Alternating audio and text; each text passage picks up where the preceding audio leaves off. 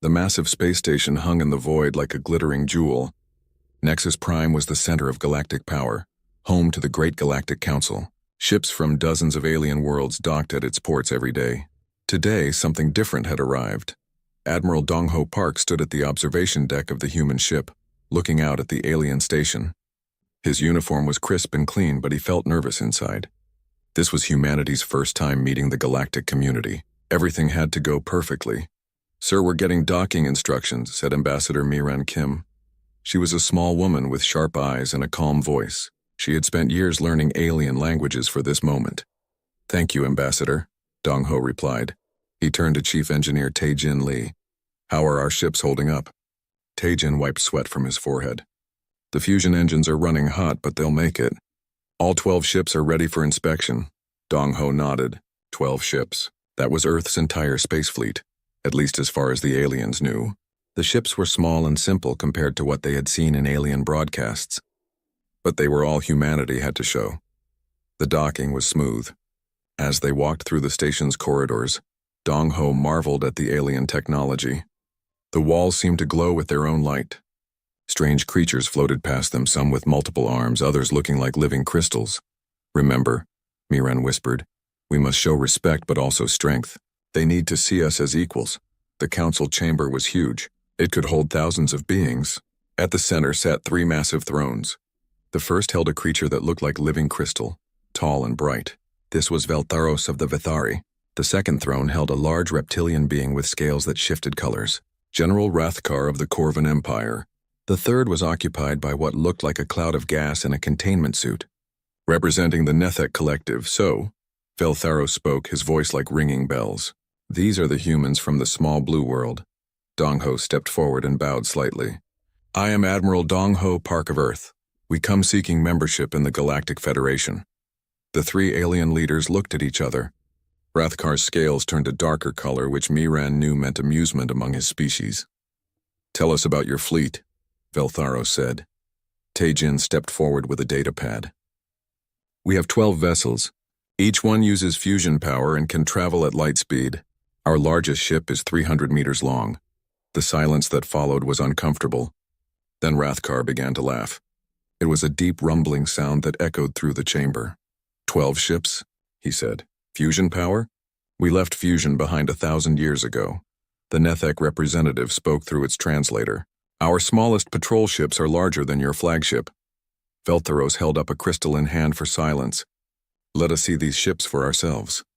The inspection was worse than Dong-Ho had feared. Alien engineers walked through their vessels, pointing and whispering to each other.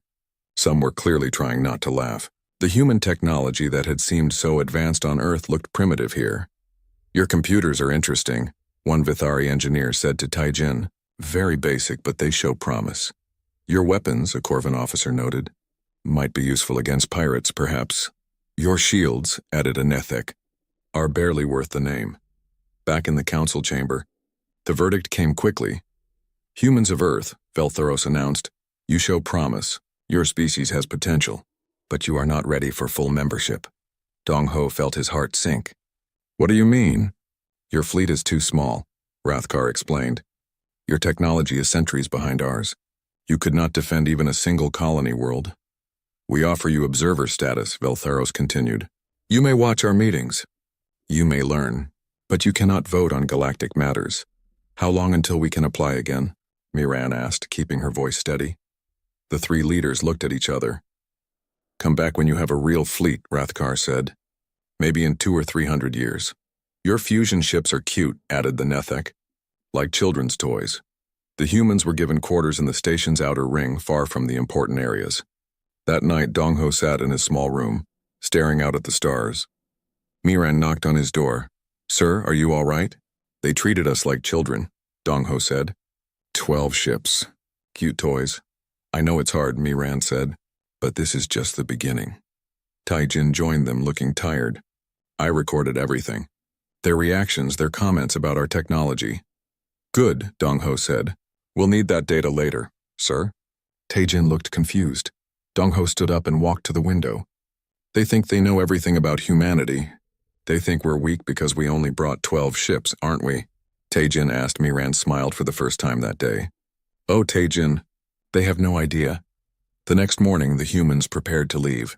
As they walked to their ships, other species watched them with pity or amusement. Some alien children pointed at them and giggled. Look at the primitive humans, one said. Their ships are so small, said another. Dong-ho kept walking, his face calm, but inside he was making plans. At the docking bay, Veltheros came to see them off. Do not be discouraged, Admiral Park. Your species will grow. In time, you may become worthy of our Federation. Thank you for your wisdom, Dong-ho replied politely. As their small fleet left Nexus Prime, Tae-jin asked, What now, sir? Now we go home, Dong-ho said. And we show them what humanity can really do. Miran was already working on her report. The council meeting is in 6 months. We need to be ready. We will be, Dong-ho promised. He looked back at the alien station one last time. They wanted to see our real fleet. They will. The 12 human ships jumped to light speed, heading back toward the small blue world that the galaxy had just dismissed. Behind them, alien traffic controllers noted their departure in routine reports. Primitive species departing, one wrote. No threat level. Recommend continued observation status. If they had known what was waiting in the outer reaches of the Sol system, hidden in the shadows of gas giants and asteroid belts, they might have written a very different report. But they didn't know, and that was exactly how humanity wanted it. The trip back to Earth took 3 days. During the journey, Admiral Dong-ho Park spent most of his time in his cabin writing his real report, the one the public would never see. When they arrived at Earth orbit, thousands of news reporters waited for them. The story of first contact with aliens had excited the whole world. People wanted to know everything about the galactic community. Miran handled the press conference with skill. She stood before the cameras and smiled. The Galactic Federation has welcomed humanity as observers. This is a great day for our species. What does observer status mean? Asked a reporter. It means we can learn from advanced alien civilizations. We can study their technology and culture. It's the first step toward full membership. The reporters seemed happy with this answer. The news broadcast that night spoke of a bright future among the stars. Humanity had been accepted. Earth was no longer alone. But while Miran spoke to the press, Dong-ho was in a secure elevator, going deep underground. Beneath the capital city lay a network of tunnels and chambers that few people knew about. This was the headquarters of the United Earth Defense Council. The elevator doors opened to reveal a massive command center. Screens showed star maps and ship positions throughout the solar system. Officers moved quickly between control stations. At the center of it all stood Fleet Admiral Byung-woo Choi, a man with gray hair and serious eyes. Admiral Park, Byung-woo said. How did they react? Exactly as we expected, Dong-ho replied. They think we're primitives. 12 ships with fusion drives. They laughed at us. A woman approached them. This was Chief of Intelligence Yoon-ji Song, the person who knew more alien secrets than anyone on Earth. Did you get their technical readings? She asked. Tae-jin nodded and handed her a datapad. Everything. Their shield frequencies, weapon signatures, even their ship hull compositions. Excellent, Yoon-ji said. Our engineers have been waiting for this data. Byung-woo led them to a secure briefing room. The walls were lined with metal to prevent any signals from getting in or out. Once the door closed, he activated a holographic display. The image showed the solar system, but not the version taught in schools. This map revealed hundreds of structures hidden throughout space. Massive shipyards orbited Jupiter. Mining stations surrounded Saturn's rings. Weapons platforms floated in the asteroid belt. The Prometheus project has been running for 47 years, Byung-woo explained. Ever since we recovered the first alien crash site. Dong-ho stared at the display. Even he didn't know the full scale of humanity's hidden preparations. Roswell was just the beginning, Yoon-ji continued. Over the decades, we've found 17 crash sites. Each one taught us something new about alien technology. The display changed to show technical diagrams. Ships with sleek lines and advanced weapons. Computers that could think faster than human minds. Engines that bent space itself. Dr. Haewon Yoon's team has been reverse engineering everything, Byung-woo said. We now have technology that matches or exceeds most galactic powers. Most?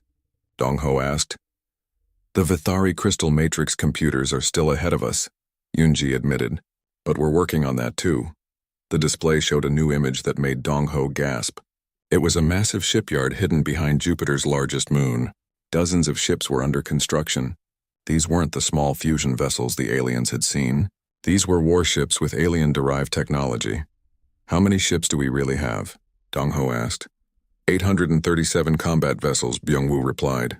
Plus support ships, scouts, and mobile bases. 800?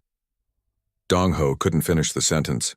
The aliens think we have 12 ships, Yoon-ji said with a smile. We have over 1,000. Taijin looked confused. But why hide all this? Why let them mock us? Byung-woo's expression grew serious. Because the galaxy is not peaceful, Engineer Lee. We've been monitoring their communications for 20 years. War is coming. The display changed again, showing alien fleet movements. Red markers showed Corvin ships gathering near human space. Yellow markers indicated Vithari military exercises. Other colors represented species that humanity had never officially met. The Corvins see us as weak, Yoon-ji explained. They're planning something. Our spy satellites detected massive fleet buildups in their border systems. They want our solar system, Byung-woo added, rich in metals close to major trade routes. To them, we're just primitives who got lucky finding a valuable system. Dong-ho felt anger rising in his chest. So we let them think we're helpless. Exactly, Yoon-ji said. Let them make plans based on fighting 12 small ships. When they discover the truth, it will be too late. The briefing continued for hours. Dong-ho learned about quantum communication networks that could coordinate fleets instantly across vast distances. He heard about antimatter weapons that could destroy ships with a single hit. He saw plans for mobile space fortresses that could appear anywhere in the galaxy. What's my role in all this? He asked finally. You'll command the first battle fleet, Byung-woo said. 400 ships, including our most advanced vessels. And if war doesn't come? Then we keep building, Yoon-ji replied. We keep learning. We keep preparing. Because even if the Corvins don't attack, someone else will. The galaxy is full of predators. As the meeting ended, Dong-ho was given new orders. He would publicly continue commanding the visible Earth fleet, the 12 ships everyone knew about. But secretly, he would prepare humanity's true strength for battle. One more thing, Byung-woo said as they left the briefing room. Your nephew Jin-woo, he's been selected for a special assignment. Jin-woo? He's just a cargo ship captain. Not anymore, Yoon-ji smiled. He's about to become very important to our plans. That night, Dong-ho stood on his apartment balcony, looking up at the stars. Somewhere out there, alien species were making plans to conquer humanity. They thought Earth was weak. They thought humans were primitive. They were about to learn how wrong they were. High above Earth's atmosphere, invisible to alien sensors, construction continued on humanity's secret fleet. Workers from dozens of nations labored together, building weapons that would shock the galaxy. The aliens had seen Earth's mask. Soon they would see its true face, and when that day came, the laughter would stop. 6 months had passed since humanity's first contact with the Galactic Federation. On Earth, people went about their daily lives excited about their future among the stars. They didn't know that war was coming to their solar system. The first sign appeared on Admiral Dong-ho Park's screen at 0600 hours. His aide rushed into his office at Earth Defense Command looking worried. Sir, we're getting massive readings at the edge of the system, the young officer reported. Dong-ho looked at the display and felt his blood turn cold. Hundreds of red dots were appearing on the sensor grid. Each dot represented a warship. Big ones, how many? He asked. 200 ships so far, sir. More are arriving every minute. Within an hour, the Corvin invasion fleet had fully arrived. 238 warships sat at the edge of Earth's solar system.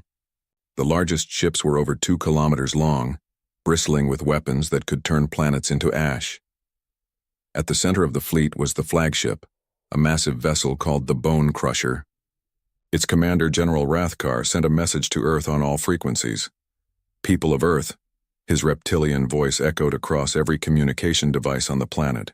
I am General Rathkar of the Corvin Empire. Your little world has something we want. The message continued as billions of humans watched in fear. You have valuable asteroid mines. You have strategic position near major space lanes. These things now belong to the Corvin Empire. You have 48 hours to evacuate your outer colonies. All mining operations will cease. Your pathetic fleet will surrender to our forces. Any resistance will be met with total destruction. The transmission ended with images of Corvin weapons destroying empty asteroids. showing Earth exactly what would happen to anyone who fought back. On Earth, panic began to spread. News reporters struggled to understand what was happening. Governments held emergency meetings. People called their families, afraid this might be their last conversation. But in the hidden command center beneath the capital, a different kind of meeting was taking place. Right on schedule, Chief of Intelligence Yoon Ji-song said, studying the alien fleet positions. They brought exactly the force we predicted, agreed Fleet Admiral Byung-woo Choi. Dong-ho looked at his secret tactical display. It showed not just the Corvin fleet, but also the true positions of Earth's hidden forces. Stealth ships watched the aliens from close range. Hidden weapon platforms tracked their every move. They're arrogant, he observed. Look how they've spread out their fleet. The Corvins had arranged their ships to surround the inner solar system. It was meant to look intimidating, but it also scattered their forces across a huge area. Perfect for our plans, Byung-woo agreed. Meanwhile, Captain Soo-bin Han of the Earthship Endeavour was receiving different orders. She commanded one of the 12 visible ships that made up Earth's entire fleet. You know what to do, Captain, Dong-ho told her over a secure channel. Make them believe we're as weak as they think. Soo-bin nodded. She was a skilled actress as well as a ship commander. Her job was to make the aliens confident in their easy victory. She opened a channel to the Corvin flagship. General Rathkar, this is Captain Soo-bin Han of the Earth Defense Force. We need more time to evacuate our civilians. Rathkar's laugh boomed across space. More time? You have 48 hours, little human. Use them wisely. Please, General. We're not warriors like your people. We just need a few more days to move everyone to safety. 48 hours, Rathkar repeated. Then we take what we want with or without your permission. The transmission ended. Soo-bin had played her part perfectly, appearing frightened and desperate. The Corvins would be even more confident now. Across the solar system, Earth's secret forces moved into position. Captain Jin-woo Park, Admiral Park's nephew, commanded what appeared to be civilian evacuation ships. His vessels looked like simple cargo haulers, but their holds contained advanced weapons and elite soldiers. Colonel So-young Kang led the Marine forces hidden aboard Jin-woo's ships. Her soldiers wore civilian clothes and carried hidden weapons. To alien scanners, they looked like refugees fleeing the coming war. This feels wrong, Jin-woo told his bridge crew, running away like cowards. His communications officer smiled. Sir, in 2 days, the whole galaxy will know how brave Earth really is. On the second day, Dr. Haewon Yoon made final preparations at the secret research facility. Her team had spent years developing the weapons that would soon shock the galaxy. All quantum torpedoes are loaded, she reported to Admiral Park. Our new shield systems are online. The adaptive AI combat computers are ready. What about the jump drives? Dong-ho asked, tested and ready. We can put our entire fleet anywhere in the solar system in seconds. As the deadline approached, Earth appeared to surrender. Soo-bin broadcast a message to the Corvin fleet, her voice shaking with apparent fear. General Rathkar, Earth accepts your terms. We're evacuating our colonies now. Please don't hurt our people. Wise decision, Rathkar replied. Prepare for occupation. The Corvin fleet began moving inward, spreading out to occupy human installations throughout the solar system. Their ships approached asteroid mines, space stations, and orbital platforms. What they didn't notice were the small, invisible observation posts that tracked their every move. Hidden sensors recorded their shield frequencies, weapon types, and communication codes. They're taking the bait perfectly, Yoon-ji reported from intelligence headquarters.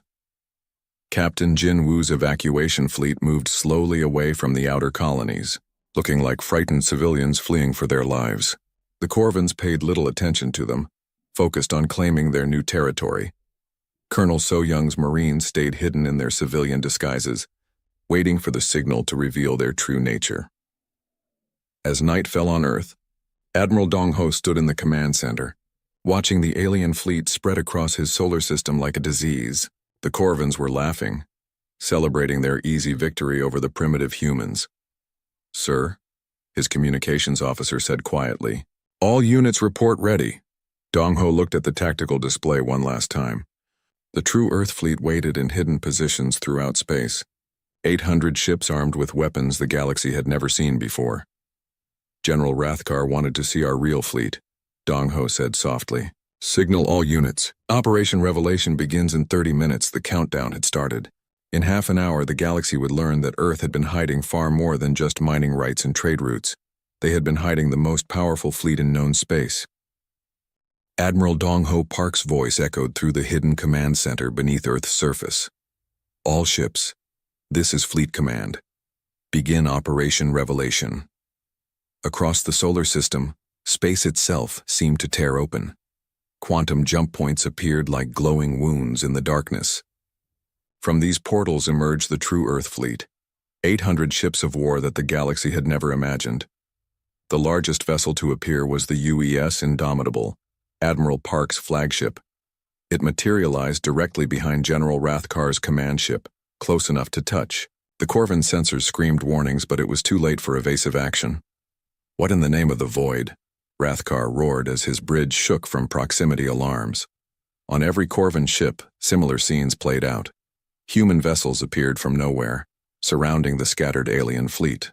The ships were sleek and deadly, covered in weapons that no Corvin had ever seen before.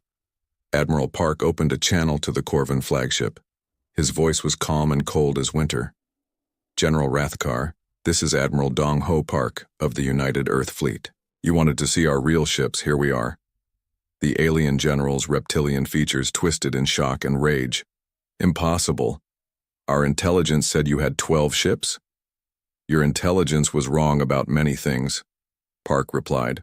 Across the battlefield, the trap was revealed in all its terrible glory. Captain Jin-Woo Park's evacuation fleet dropped their disguises.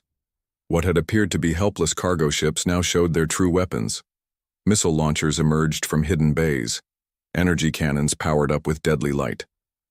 Surprise, Jin-Woo said over the open channel. Colonel So-Young Kang's Marines threw off their civilian clothes, revealing advanced combat armor. They stormed through the ships they had hidden aboard, taking control of key systems. But the real shock came when the human weapons began to fire. The Corvins had expected primitive fusion rockets and basic lasers. Instead, they faced antimatter torpedoes that could punch through any shield. Quantum disruptors tore holes in space itself. Adaptive AI systems learned from every shot, making the next attack even deadlier. The battle was not even a fight. It was a demonstration of power. Captain Subin Han, who had pretended to be terrified just hours before, now commanded her ship with deadly skill. The Endeavor, which the Corvins had dismissed as a toy, fired, weapons that turned their cruisers into expanding clouds of gas. "This is for calling us primitives," she said as another alien ship exploded. The Corvin fleet tried to fight back, but their weapons seemed useless against human shields. The technology Earth had developed from crashed alien ships was far ahead of what the Corvins actually used in battle. "How is this possible?" Rathkar demanded over the communication channels. Dr. Haewon-Yoon answered from her research station. "We've had your technology for 50 years, General. We've made some improvements." The adaptive shielding she had developed learned from each enemy shot, becoming stronger with every attack. Soon, Corvin weapons were bouncing off harmlessly. Human fighter craft swarmed through space like angry insects. These weren't piloted by humans at all, but by AI systems that could think faster than any organic brain. They moved in perfect formation, striking with inhuman precision. "Sir," a Corvin officer reported to Rathkar, "we've lost 60 ships in the first 10 minutes. Our weapons can't penetrate their defenses." "Retreat," Rathkar ordered. "All ships, jump to hyperspace." But the humans had thought of that too. Quantum jammers filled space with interference that made hyperspace jumps impossible. The Corvin fleet was trapped in a killing field of their own making. One by one, alien ships fell silent. Some were destroyed outright by antimatter warheads. Others were disabled by precision strikes that left their crews alive but helpless. A few surrendered when they realized that resistance was hopeless. The mighty Corvin war fleet, which had come to conquer a primitive world, was being destroyed by technology they didn't understand. Through it all, Admiral Park's voice remained calm and professional. "Corvin vessels, you have one chance to surrender. Power down your weapons and prepare to be boarded. Any ship that continues to fight will be destroyed." Rathkar's flagship, the Bone Crusher, was surrounded by 6 human dreadnoughts. Its shields were failing and its weapons were useless. "This isn't over, human," Rathkar snarled. "Yes, it is," Park replied. The only question now is whether you survive to see tomorrow. Captain Jin Woo's ships moved in to capture disabled Corvin vessels. His Marines, led by Colonel So Young, boarded alien ships and took their crews prisoner. The same aliens who had laughed at human weakness now surrendered to human soldiers. In less than 4 hours, the entire Corvin invasion fleet was either destroyed or captured. 238 ships had entered the solar system. Only 12 escaped, and those were allowed to leave deliberately. "Let them go," Admiral Park ordered when his officers asked about the fleeing ships. "Someone needs to tell the galaxy what happened here." General Rathkar himself was captured alive when his flagship was boarded. Colonel So Young personally arrested him on his own bridge. "You fought well," she told him, as her soldiers put him in restraints. "Too bad you picked the wrong species to underestimate." The news of the battle spread through the galaxy faster than light itself. The 12 ships that escaped carried word of Earth's hidden strength to every corner of galactic civilization. On Nexus Prime, the Galactic Council met in emergency session. The same beings who had mocked humanity 6 months ago now spoke in hushed, frightened tones. "How did they hide so many ships?" Veltharos of the Vithari asked. "How did they develop such advanced weapons?" wondered a Nethek representative. "What else have they been hiding?" whispered another council member. Ambassador Miran Kim watched the emergency session from the observation deck. She was no longer the representative of a primitive species begging for acceptance. She was the voice of a power that had just shocked the galaxy. When called to speak, she walked to the center of the chamber with confidence. "Honored Council," she began, "Earth wishes to address the recent events in our solar system." The chamber fell silent. Every alien eye focused on the small human woman. "The Corvin Empire attacked our world without provocation. They demanded surrender from a species they believed to be helpless. They were wrong." Her words echoed through the vast chamber. "Earth has no desire for conquest. We seek peace with all species. But we will not be threatened. We will not be bullied. And we will not be underestimated again." In the command center on Earth, Admiral Park watched the council session on his screens. His victory was complete, but he took no joy in it. "Sir," his communications officer reported, "we're getting surrender requests from 17 different star systems." "Put me through to all frequencies," Park ordered. His message went out to the entire galaxy, carried by quantum communication networks to every inhabited world. "This is Admiral Dong Ho Park of the United Earth Fleet. Today, the Corvin Empire learned that appearances can be deceiving. Earth offered friendship and was answered with threats. We offered peace and received demands for surrender." He paused, letting his words sink in across thousands of worlds. "Let this be a lesson to all who would prey upon what they see as weakness. Earth stands ready to defend not just our own world, but any species that asks for our protection. We are not the primitive race you thought we were. We never were." The aftermath of the battle changed everything. News of Earth's victory spread through the galaxy like wildfire. On every inhabited world, the same questions were being asked. How had humanity hidden such power? What else were they capable of? On Nexus Prime, the Galactic Council met in continuous emergency session. The chamber that had once echoed with laughter at human primitiveness now buzzed with fear and confusion. Council Prime Veltharos of the Vithari stood before the gathered representatives, his crystalline form dimmed with worry. "In all my centuries of service," he announced, "I have never seen such a complete reversal of galactic power. The humans have changed everything." Ambassador Miran Kim sat in what had once been the observer section, a place reserved for weak species who were not worthy of real participation. Now every eye in the chamber looked to her for answers. "Ambassador Kim," Veltharos called, "the Council formally requests that Earth explain these recent events." Miran stood slowly. She had waited 6 months for this moment. 6 months since these same beings had dismissed humanity as children playing with toys. "Honored Council," she began, her voice carrying clearly through the vast chamber, "Earth has always been honest about our intentions. We came here seeking peace and friendship. We offered cooperation and trade." She walked to the center of the chamber, the same spot where Admiral Park had been humiliated months before. "When we showed you 12 ships, you laughed. When we demonstrated fusion technology, you called it primitive. When we asked for membership, you told us to come back in a few centuries. The silence in the chamber was complete. Not even the sound of breathing could be heard. You judged us by what you could see, not by what we were capable of. That was your mistake, not ours. On Earth, Dr. Haewon-yoon was giving her own explanations to a very different audience. The world's media had finally been told the truth about humanity's secret preparations. The Prometheus project began in 1978, she told the gathered reporters, when we recovered our first intact alien spacecraft. Over the decades, we found 17 crash sites across our solar system. The reporters gasped. 17 alien crashes, all hidden from the public for decades. Each crash taught us something new. We learned about quantum computers from a Vithari scout ship. Corvin weapons technology came from a crashed warship near Jupiter. The Nethek taught us about energy shielding, though they never knew it. A reporter raised her hand. Dr. Yoon, why keep all this secret? Because we knew this day would come, Haewon replied. We monitored galactic communications for 20 years. We saw how advanced species treated weaker ones. We saw wars of conquest, entire civilizations enslaved or destroyed.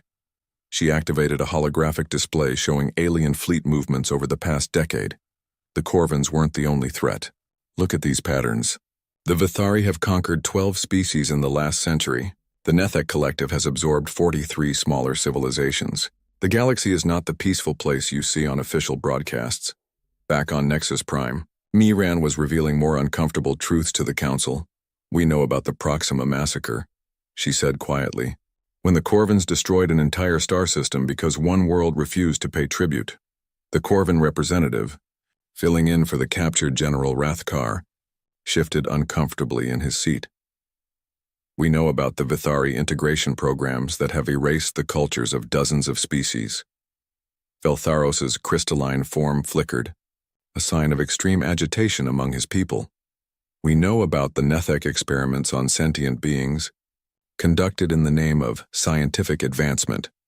The Nethek representative's gas form swirled violently within its containment suit.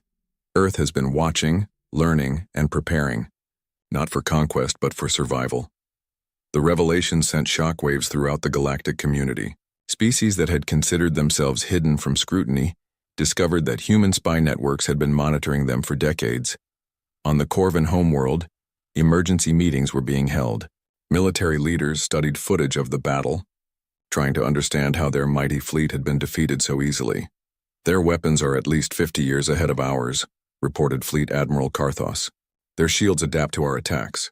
Their ships can appear anywhere without warning. How many ships do they really have? Asked the Corvin Emperor. Unknown, Your Majesty. Intelligence estimates range from 800 to over 2,000 vessels. The Emperor's scales darkened to black, a sign of extreme anger among his species. Find out everything about these humans. I want to know their weaknesses. But Admiral Karthos had disturbing news. Sire, 17 of our border systems have already requested protection treaties with Earth. They're more afraid of us than they are of the humans. Similar scenes played out across the galaxy. The Vithari Collective held crisis meetings as member species questioned their loyalty. The Nethek found their expansion plans suddenly complicated by worlds that had invited human protection.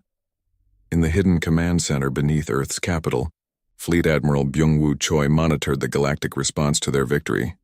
Sir, Chief of Intelligence Yoon Ji-song reported, we're receiving protection requests from 43 star systems. They want Earth to guarantee their independence.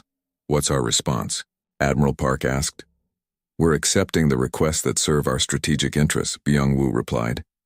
But we're being careful. We don't want to appear as conquerors. Captain Jin-woo Park, now promoted to Admiral, entered the briefing room with his own report. The captured Corvin ships have been processed, he announced.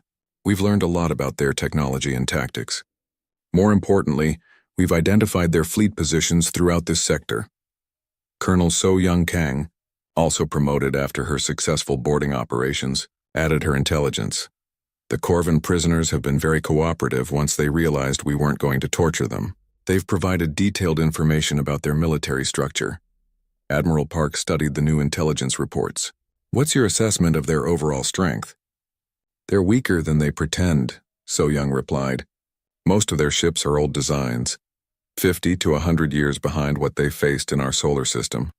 Their military relies on fear and reputation more than actual capability.